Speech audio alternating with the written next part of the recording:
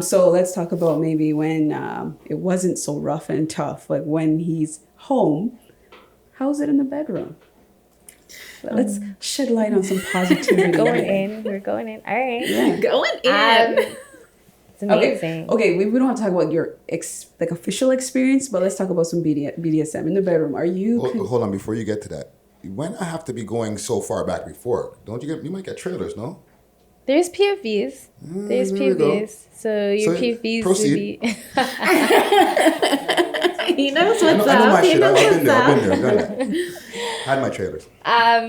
Yeah, so there are PFVs, which is what we would call conjugal visits, so the private family visitation. With that, I mean, it really just depends on the institution, because some institutions you'll get it after having just 3 regular visits. For other institutions, you'd have to have like a year worth of visits, which again, it's like the lack of consistency within the actual system itself. But PFVs were definitely an option, and something to look forward to. Those were, depending on the institution, it'd be every 6 weeks. Sometimes it could be every 3 months, depending. But I mean, like when he came home, it just made everything worth it. Mm-hmm. Right? Because for a period of time, there was a long period of time where there was no contact, just due to system and COVID and this and that. But like, no, it was definitely worth it. I like that answer. So would it be fair to say that with all that absence of contact, does that make you more of an aggressor sexually in the bedroom? Are you more like, I need to do this, I miss you, da da da da da? Or is it like you guys have like a normal flow? Jesus. I think it was a little bit of both, to be honest with you. The initial would probably be more the aggressor, but after it was a lot more submissive. Because it was also understanding that it's also been a very long time for him too. Right? Mm. So there is also that submission aspect. Fair enough. You guys have an organic going, so I'm not going to pull too many strings on this one or leave that chapter alone. So let's talk about Bill Gates' divorce. Okay. Topics can be random sometimes, but Arlene, you could chime in as well. Bill Gates' divorce. We have the pandemic going on. We have Bill Gates being called out for the most in regards to the vaccines and a lot of scandals and a lot of like a certain type of talk. So how do you feel about him and his wife with their billions? With their billions. Divorcing. She's 56 and he's 65. Yeah. If I'm not mistaken. I think it's time for her to live a little. And for him, side of hers. And for him to share that wealth. Redistribution. True. It's time. Slide in those DMs. Oh man. I'm all for. Have you been seeing the memes going? Everyone sliding in her DMs. In Bill Gates DMs? Like I'm all for it. I'm loving it. Hey, big head. But I think that there was something about they went through his records and they found out he was taking a side thing to all kind of his lavish things. I think it was his ex-girlfriend. Mm-hmm. It was like a part of like, it was some agreement between him and his wife that I don't know if it was once a month or what it was, but like he and his ex-girlfriend would be able to go away for a certain period of time. Ladies. Yeah. Y'all dealing with that agreement? No. Arlene? How much money am I getting? Am I being taken care of, compensated? But for a lot of women, it's not about that though. It's like just the shame of like you want something else on top of that. We have the money, we have an intimate life. Like you really need to do that because most guys don't show their partner that they're doing that, and then it's even more upsetting. So it's like if it's consensual or to the point where he's saying yes, this is what I want. It's like why are you married to her if you still want what you had? Mm-hmm. Yeah. Mm-hmm. But it's also consenting adults, right? Like when, if you're making a transactional agreement and everybody is able to have a say, then like, why the fuck not, if it works for everyone? But there's also power dynamics here. Here's a very, very wealthy, rich white man, one of the richest men in the world, right? That has all the wealth. So people are going to allow him to do what he wants to do because of that power dynamic, right? But if it was an underage girl, we'd have a problem. but yeah. Oh, sure. That's a whole different billionaire. Different billionaire. Yes. He's not linked to Epstein and all that. Mm-hmm. Other conversation. We'll never know now, right? Yeah, that's interesting. Okay, so let's get into some of our audience questions. Or wait, actually, before the audience questions, I just want to shout out Chantal Dubois, personal trainer in Toronto, in Vaughan. Mother's Day special that just went down. I just caught myself some great merch in regards to some fitness attire. I'm posting them on my story, what I bought and what I'm wearing on a fitness journey. So you can go check it out on Alize Vlogs. Body shapers, tights, all that good stuff. And in regards to merch as well, Arlene, you are coming out with some merch. Yes, for my business, for Hustle, Heal, Motivate, a private practice I have that's mostly therapeutic based. I offer therapy and coaching, counseling and coaching, mental health support. Mostly it's for those that identify as women, and the majority of my people I connect with are criminalized women in the sex industry and whatnot. And I have a clothing line that's attached to my branding, and it's like bad bitch branding. So it's like not your typical therapist. Lots of cute crops and cute tees. And I sourced an ethically sustainable sweatshop free clothing, so that will be dropping for my 1-year anniversary, which is June 1st. Excited. Nice. So we will lock in that date and check it out.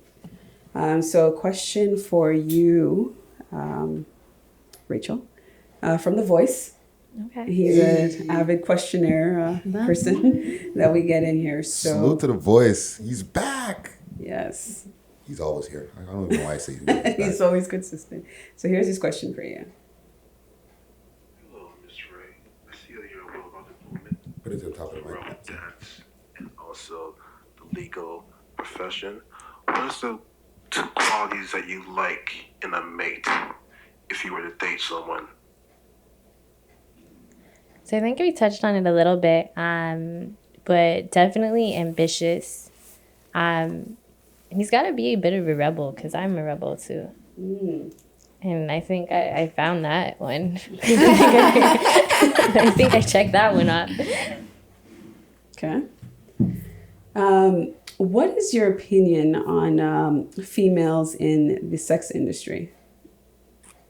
I respect everybody's hustle, right? And I don't.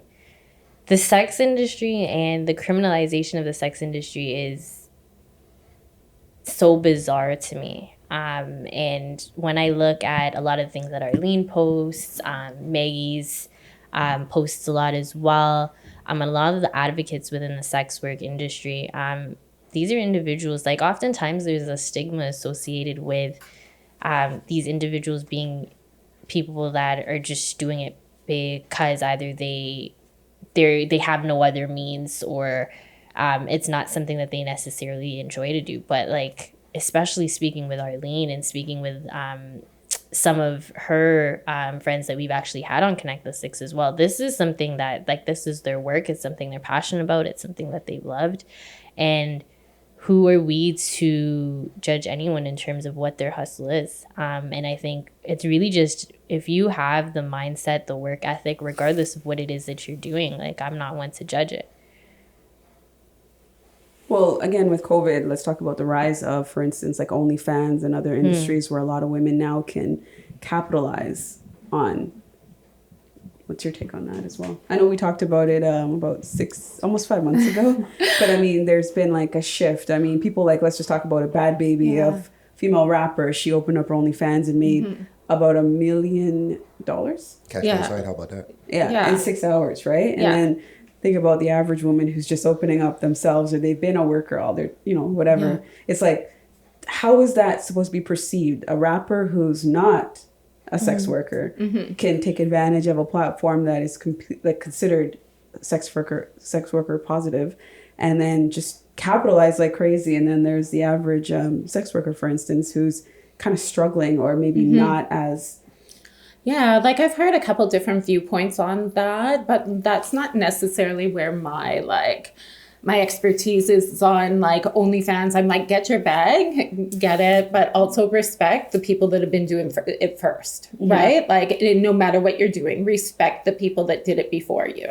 And I think that's very important when you're stepping on people's toes, especially in like work, like sex work or hustling in other forms. You have to like pay your respects, pay your dues to those who like, did the groundwork. But the thing is like, COVID, you see how it's like lined some people's pockets, like Bad Baby and stuff, but you've also seen it, really shake people's lives. Sex workers' lives like have been displaced from their work because not everybody is okay with going to, pivot their work onto online work, especially full-service sex workers that are illegal, that are here from other countries, that can't show their face, that are mothers, whatnot, have so many different reasons why they can't get that bag, are being criminalized in other aspects. And their work completely being taken away from them because of COVID. And we do see it because there's a lot of news or entertainment pages on Instagram, for instance, and I see a lot of highlights of, for instance, like, oh, this lawyer or this teacher lost her job because they found out about her OnlyFans. It's like, why are people being criminalized? Because you're kind of being forced to do things online, and now you're kind of being showcased in a public way. And it's like, it's now the stigma of, shame on you, you shouldn't be doing this. Right? Or even the girl that graduated and she was like topless or whatever. I think they're suing her now. Yeah. It's a graduation photo. And the thing is, this shit has been always happening. But the thing is now that the more like normie folks, like white privileged folks, it's happening to them, where it's not like behind the scenes, like your typical like, prostitute or streetwalker that's living with the stigmatization of sex work every day. It's more mainstream folks that are starting to become impacted. So you're seeing these things happen, but it's been happening, right? I think the thing is that if a sex worker does it and goes on OnlyFans, it's like, oh, you're doing that now. But like for the average girl that is sexy or deemed as, oh my gosh, why don't you open an OnlyFans? You could be making so much money. It's like, just look at the narrative of how people are presenting it. Like, just because you look good or appealing, it's like, go on OnlyFans. You don't even have to take your clothes off. And there's girls who really take their clothes off, and they shouldn't be looked at as any less because they're actually having sex, or they have to actually do the bold work of meet with a man or somebody else in person and have to put their life at risk to try to make an extra dollar. And now are being forced to now, okay, take pictures, take video, get ready for the camera, something that was so against your whole like forte of work. Now you have to put yourself in the spotlight and then actually identify yourself as, hey, this is me. Like, people don't understand like how like defining it is to even not just open up an OnlyFans, but an online account to portray yourself in a sexual light. Yeah, no, absolutely. It's very intimidating, and a lot of women couldn't do sex work because I'm sexy, but it doesn't mean I need to do that. Even if I want to, it's like, I don't know if I have the real, confidence to do it. And then the women that are doing it, it's like, oh, you're doing it? Just go on OnlyFans. Easy. It's not that easy. It's the whole not easy. It's not easy. Component. And the thing is like, people don't understand. Like anyone could hustle if they had the mentality, it's like that business oriented, like that business mind that you were talking about of the people in the trap program, that like you have to have a certain kind of mindset to be able to do it. It like and anyone could be like, it's gross to say, but marketable, right? It's not like, oh, you're hot, you're gonna just like enter OnlyFans and make millions. Like, not everyone's like bad baby, you know, like that have that clout that's going to like fill their pockets. It's intimidating because then you look at, for instance, there's strippers and then there's prostitutes. But then sometimes it overlaps. Oh, yeah. There's right, all the time. But to face value to the regular society, it's like a stripper only needs to take her clothes off to a certain extent. And I heard in certain strip clubs, they don't even have to go naked. They can wear certain, I guess, I don't know if it's in the States, but I think... States you can't. Yeah, there's laws. Like, there's like in peep shows and New York stuff, City, you can only... can't go bottomless. Yeah. Yeah, different Which is states interesting have different because rules. For a lot of people with the knowledge or the lack of, it's like they think that, okay, stripping is easy because I don't have to really do anything contact physically with somebody. Whereas just think about the psychology. For a woman to even get into stripping, there was a whole psychology she had to go through. Then to say, okay, stripping, but now go on OnlyFans. Then to be tested again and say, oh, you just take it off. So why don't you start doing stuff with yourself now? For that person who already had filters and guidelines saying, I'm not trying to do certain things, it's like the pressure of now going online and then everybody kind of coming at you is the same thing like being in the club or the same thing with meeting with somebody in person. You're going to always be pressed regardless. So again, the stigma of people thinking that it's just so easy just because a rapper can jump on and make $1 million in 6 hours. It's like, that was almost boastful. It was like really kind of unfortunate to see because it's like, you're already so popular, you make so much money. It's like a Kylie Jenner saying, okay, go fund me so I can become a billionaire and not just be a millionaire. You know, it's so privileged to do that. And the hustle gets, I guess, underrepresented because for a woman to even make a decision consciously to say, hey, I want to make my body a commodity for services of any extent, fetishes or sex, whatever, it's a lot. And I think that gets lost when you have public figures that don't have to go through the same struggle or go through the same psychological wars that most women go through to just kind of do it and just flaunt it and say, hey, it's easy peasy.